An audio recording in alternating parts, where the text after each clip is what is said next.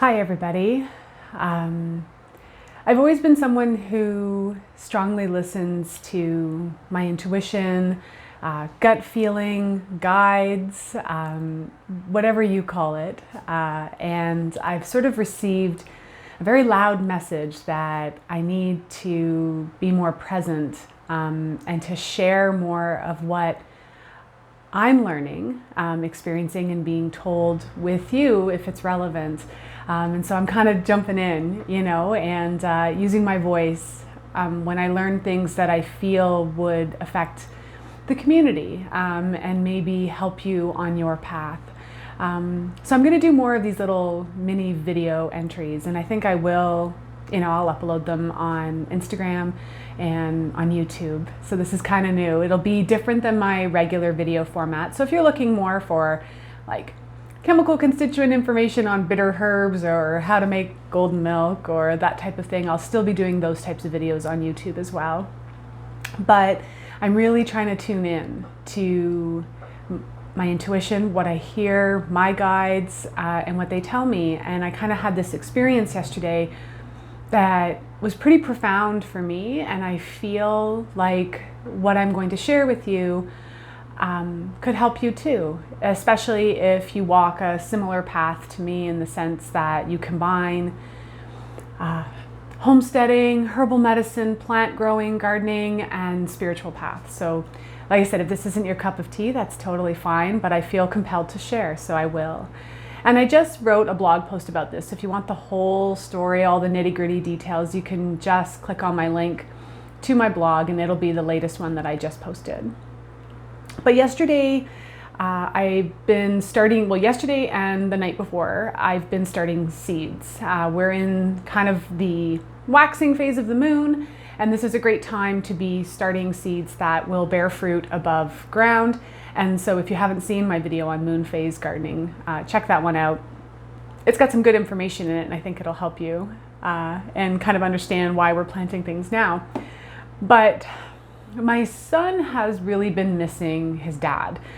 Now that he's kind of back at work in a full-time mode, he's out of the house quite a bit. And so when he gets home, it's just he monopolizes dad time, and that's totally natural. And because of that, he wanted nothing to do with planting seeds. I want to play with dad. I want to play with dad. And I will fully admit to having a very human moment of kind of some resentment. I was frustrated. I was like, oh, all right, I guess I'm doing all the homesteading stuff again. And that's my own work, by the way. How I felt in that moment is a reflection on my stuff. It's not anything to do with them. And I know that aspect of it.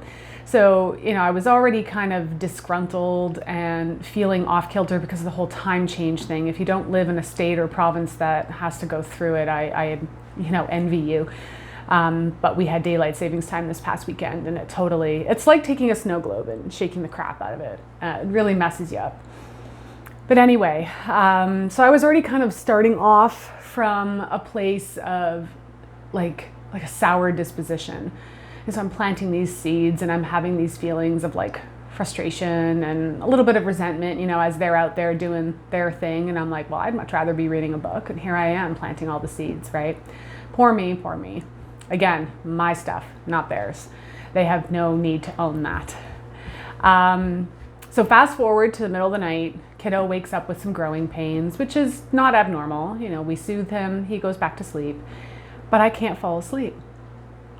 And that used to be my norm, but now that I've been detoxing lots, I've cut out tons of stuff that's bad for me, I've been exercising lots, I've got a blog post on that too and how it changed my life. I've been sleeping fairly well. So here I am 2:30 in the morning and like nothing. I'm exhausted. I can feel it in my body. I'm exhausted, but I can't sleep. I'm riddled with this guilt that I couldn't quite place. And I realized it was guilt over how I energetically approached planting my seeds.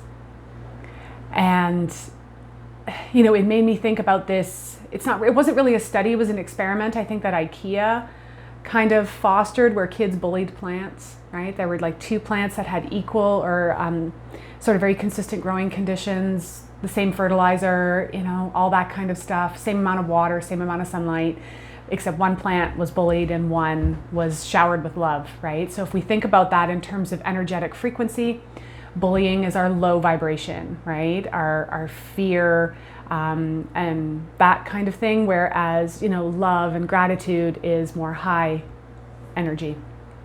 And I was definitely in a low vibration when I was planting my seeds. And then I felt this kind of guilt because of that, and realized, like, holy moly. And I had this like image of the cosmos just like pop into my head. And I was like, if I'm an energetic being and a plant is an energetic being and we are all a part of the great web of the cosmos, I was basically energetically assaulting myself, right? I am the seed, I am the plant, I am the water I water it with, I am the air that it needs to flourish. And so I had this like huge recognition of the energetic connection of how we approach things. And in this sense, how we approach gardening, how we approach our food. What would the vibration of the food I grow be if I continued that sour disposition and the frustration and the resentment? Oh, I'm out here now, I have to weed, and now I have to deal with pests, and now I have to can it. And, you know, what if I continued that energy? What would the yields in my garden look like? What would the vibration of the food look like? Would, you know, if you could actually measure the electromagnetic frequency of a pepper, a sweet pepper that was showered with love and gratitude, and was shown kind of the exact same type of energy I want brought to me. And then another one that had that kind of frequency, right? And so that moment of, or like that negative, right? Resentment, here I have to go, treating it like it's a job I hate, right? And that feeling of guilt was immediately replaced with this inspiring feeling of abundance towards my garden.